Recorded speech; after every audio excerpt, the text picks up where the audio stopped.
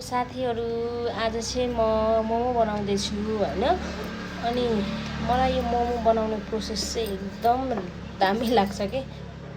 चट्ट यसरी बेल्ने हैन, आफूले घरमा किमा बनाउने खाने एकदम रमाइलो नै लाग्छ मलाई है। अनि म इन्जोय पनि गर्छु।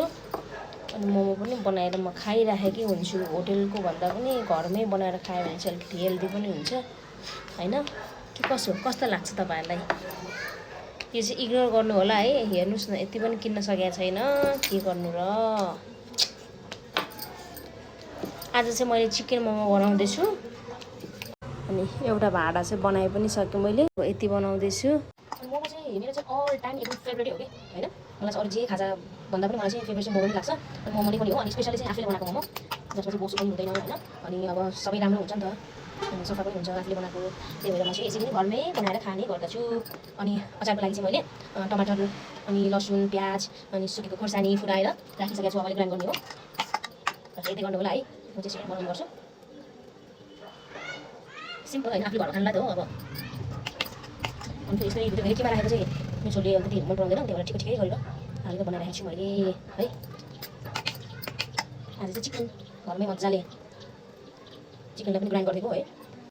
साथीहरू खाने चक्करमा हेर्नु न, मोमो पनि पाक्यो है। यति भोक लागेको थियो कि मलाई, भिडियो बनाउनै बिर्सेछु। अब यति बाँकी छ, अब बनाऊ, कुरा गर्दै गर्दै खाऊँ भनेर है। मिठो भएको छ मोमो।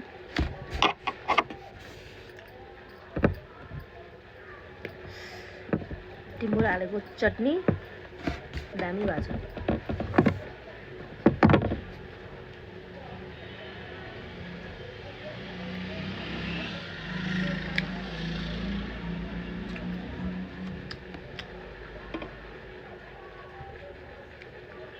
अनि बाँकी भएको चिकन चाहिँ मैले यसरी रोस्ट गरेर बनाएको।